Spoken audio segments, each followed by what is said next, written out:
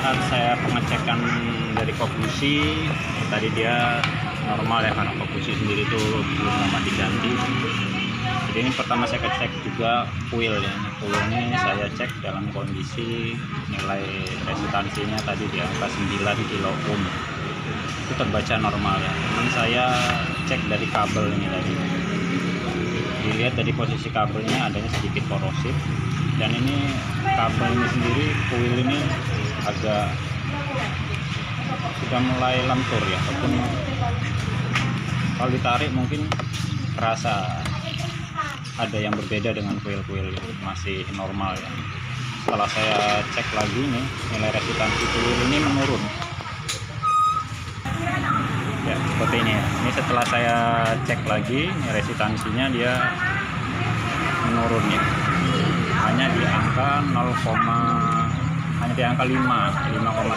mega ohm dengan kilo ohm ya. Jadi ini kalau menurut saya sudah bisa agak dikerucutkan trouble-nya. Ini kemungkinan besar adanya lemahnya di jalur kuil ya, di jalur kuil ini. Kemungkinan dari kabelnya ini tadi, kabel kuil ini tadi sudah adanya korosif di bagian dalam kabel, ataupun terjadinya intermittent failure yang arus yang putus sambung di bagian kuil ini sendiri. Jadi untuk normalnya resistansi kuil ini memang mungkin agak sulit sih untuk mengecek kuil ini. Pada saat kondisinya kita cek awalnya dia di angka 9 bahkan 10 kilo ohm dia normal, tapi belum tentu dengan kondisi kabelnya ini sendiri dia baik. Jadi pada saat pengecekan kita cek juga untuk bagian kuil kabelnya ini sendiri ya. Jadi pengecekannya seperti ini. Tapi sebelum kita mengecek, kita pastikan dulu alat ukur kita kalibrasi seperti ini. Kita kalibrasi seperti ini dulu. Bila dia terbacanya 0,0,3 ini sudah AVO sudah bisa digunakan ya. Biasanya sih selektor ini yang mulai bermasalah ya, ataupun kabel. Karena kita cek kembali untuk koil yang bermasalah ini tadi. Ya, ini nilainya. Jadi di kondisi di bengkel juga ini ramai sekali ibu-ibu ya. Nah, banyak yang rumpi itu, jadi agak terganggu. Nah, ini posisi nilainya ya, hanya terbaca di angka 5 mega ohm ya. Nanti kita akan ganti kuil dan kita cek kuil yang baru berapa nilainya. Saya coba ukur kuil yang baru. Saya menggunakan kode K25 ya.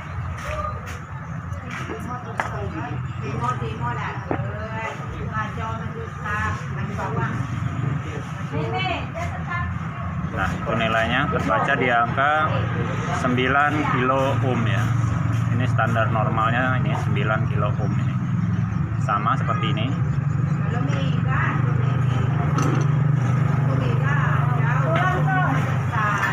9 kilo ohm.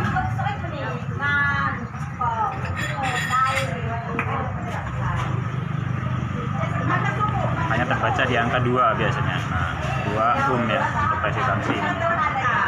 Cek yang ini untuk resistansi yang lama.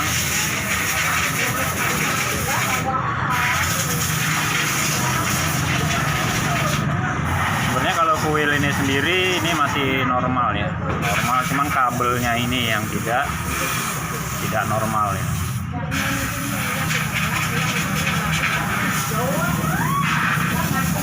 Jadi dari resistansi antara sekunder dan primernya pun dia ini normal. Cuman posisi dari kabel yang dari sini tidak normal.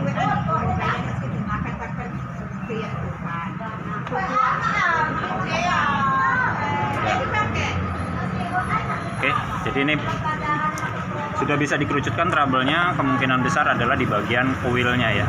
Coba nanti kita ganti kuilnya, kita cek datanya kembali ya, dipus. Nah, tadi yang sudah saya cek adalah dari bahan bakar tadi ya. Ini tidak terkontaminasi dengan air, ya normal. Filternya pun masih, muter pulpamnya masih bagus. Nah, ini belum lama ganti ini filter pulpam.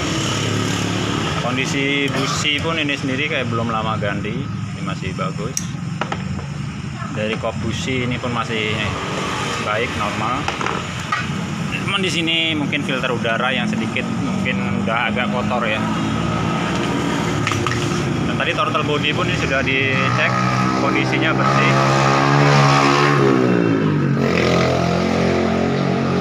Dari massa sasis ini pun kita kencangkan kembali, massanya mesin ini kita cek kembali. Nanti kita cek datanya dan kita nanti akan berikan garansi servis. Jadi untuk masalah hasil ini pun saya belum bisa mengatakan nanti dia normal kalau untuk masalah seperti ini ya. Nanti mungkin kita bisa mendapatkan masalah normal tidaknya motor dari informasinya konsumen itu sendiri. Jadi lakukan garansi servis ke konsumen dan diminta nomor WA-nya atau nomor teleponnya untuk mengetahui kondisi motor setelah kita lakukan servis. Seperti itu baru kita bisa tahu kondisi motornya itu setelah kita perbaiki normal atau tidak. Dan ini datanya setelah penggantian kuil ya, kuil dan pengecekan dari sistem injeksinya, mulai dari kabel-kabel, kita cek dari bagian aktuator, kop busi, dan pengecekan massa ini tadi, massa ini ya, massa sasis. Kita cek dari sistem power supply-nya, dan kita cek juga dari posisi dari relay kaki 5 tadi ya, adanya korosif di pin-pinnya. Kita cek dari relay utama ini tadi, pin-pinnya juga kita bersihkan.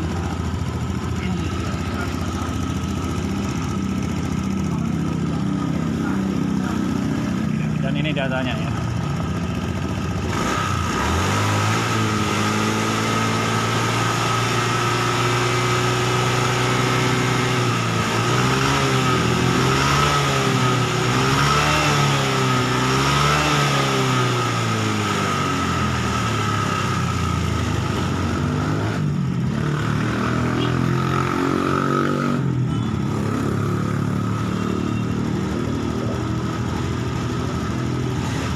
Di sini nilai altitude-nya di angka 0,8 karena nilai tekanan full pump-nya itu pun sekarang di angka 50 PSI ya, sudah penggantian rotak ya.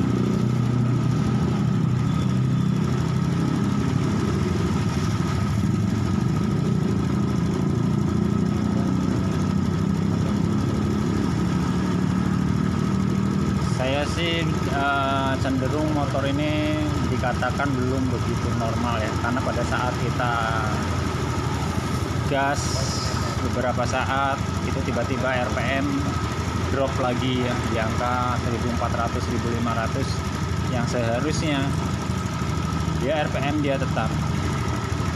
Dengan kondisi seperti ini, nah ini data ini mulai ngacelong lagi ya.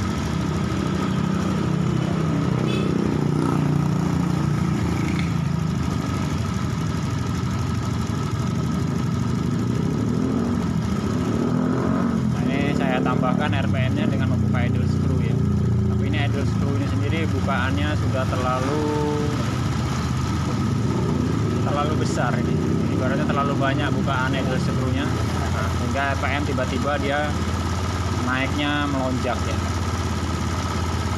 Karena terlalu banyaknya udara yang masuk ataupun adanya kebocoran di bagian idle screw ya, karena dia o-ringnya itu tadi, karena dia terlalu bukanya terlalu membuka lebar ya untuk idle screw-nya.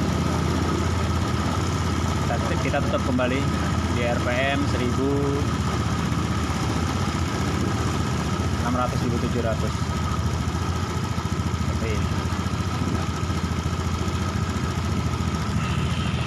Tapi dari awal perubahan datanya pun sudah ada, dari data awal sampai dengan data setelah dilakukan servis dan penggantian kuil ya.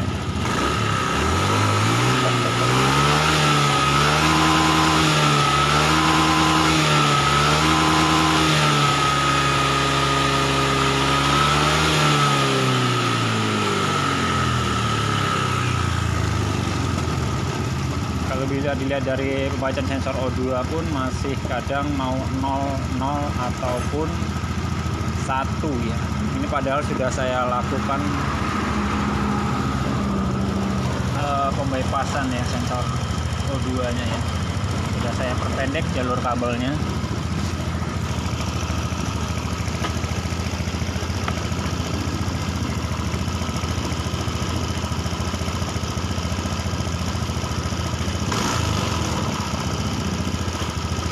Dengan kondisi motor seperti ini, kita hanya bisa tahunya nanti dari testimoni konsumennya. Setelah kita perbaiki seperti ini, dalam beberapa minggu ataupun bulan kita pantau lagi gimana keadaan motornya. Cuman kalau saya amati dari data ini, motor ini kondisinya hanya 75% normal, 75%. Nah, lihat sudah adanya indikasi pembacaan sensor O2 yang kadang 0, kadang lebih dari 1.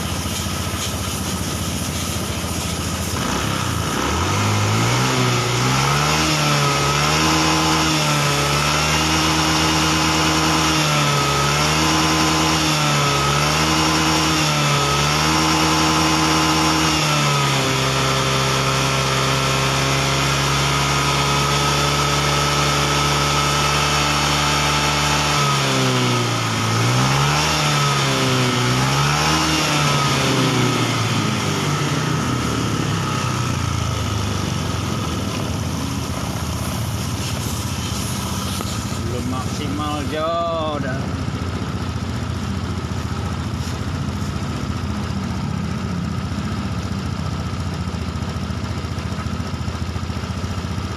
Ini tadi pembypassan sensor O2 nya kencang ya? Masih adanya 0 lagi. 0 lagi. Dengan kondisi 0 seperti ini, ininya adanya naiknya ground ya sensor O2 ya. Ini kalau data ini lama-kelamaan nanti ECU akan membacanya, posisi dari nanti pembacaan lebar pulsanya ini terlalu kritis. Kalau dia sering 0, secara otomatis nanti ECU sendiri akan menambah debit bahan bakarnya. Yang biasanya pada saat terjadinya 0 seperti itu, nilai altimetrinya ataupun altitude correctionnya dia nanti turun di angka 0,7. Dengan begitu nanti biasanya nilai modenya akan dinaikkan. Seperti halnya ini, kita saat kontak off, nanti kita on kan lagi, kita cek dari data awal.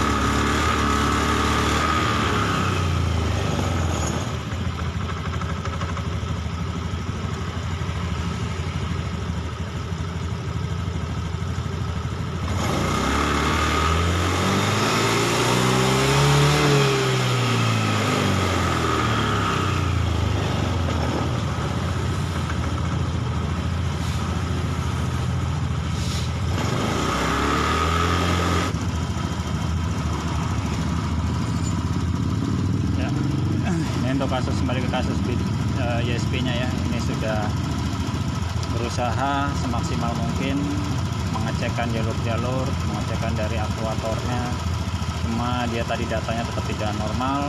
Sekarang ini saya langsung mengerucutkan ke bagian ECU nya. Jadi sekarang ini datanya, kalau untuk buatan motor seperti ini, untuk BTSP ini saya katakan yang awalnya tadi saya katakan itu tidak normal, walaupun sudah saya lakukan SOP. hanya 75%, dan ini saya katakan sekarang sudah mendekati 90% normal motor ini.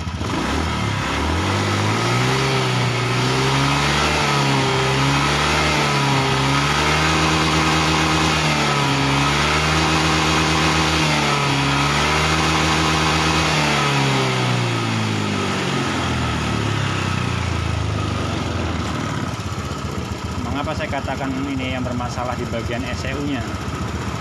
Karena memang kita kalau sudah ECU kan ponis terakhir ya, kalau kita sudah melakukan SOP, kita penanganan semuanya kita cek itu sudah dalam keadaan normal, cuman dari data dia tetap tidak normal, kita analisa terakhir adalah di ECU-nya. Tapi ini saya sudah ganti ECU-nya, hanya bukan saya ganti ya, belum saya konfirmasi ke konsumen. Ini saya coba. Sekarang saya menggunakan ECU K81 N52.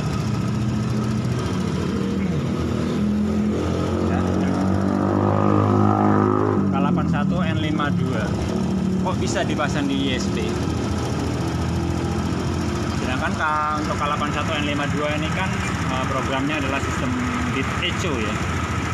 Cuman di sini untuk kabel bodinya ada dua kabel yang tidak ada untuk di bit USB ini tadi, di pin nomor berapa tadi saya tidak hitung, di tengah dia. Kalau untuk pinggir ke depan belakangnya ataupun pinggir-pinggirnya itu semuanya kabelnya sama, hanya di bagian posisi di tengah ada dua kabel yang tidak ada untuk di bit echo ini. Kemungkinan besar adalah di speed sensor dan di bagian echo-nya itu sendiri.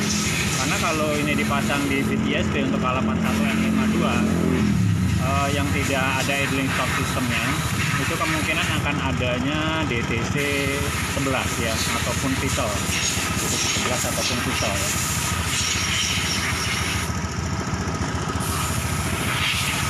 DTC 11 atau pistol.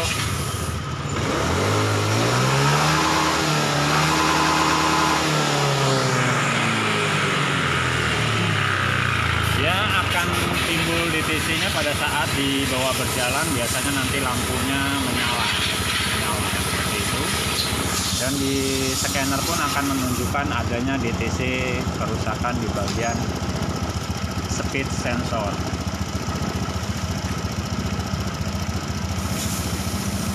Seperti ini. Jadi untuk bit echo untuk dipasang di bit USB itu bisa, cuman kalau saya menyarankan tetap harus sesuai dengan kode part ya. Ini kan hanya memastikan saja, karena saya sudah dari pagi sampai dengan jam 2:30 ini ya, 2:30 saya matikan untuk datanya ya, ECU lamanya ya. Dan ini ECU K81 ini. Jadi nanti ini saya akan edukasi ya, kemungkinan besar ECU ini tidak rusak total ya, hanya karena faktor umur dia sudah mulai melemah ya, sudah mulai melemah dari sistem programnya ini tadi.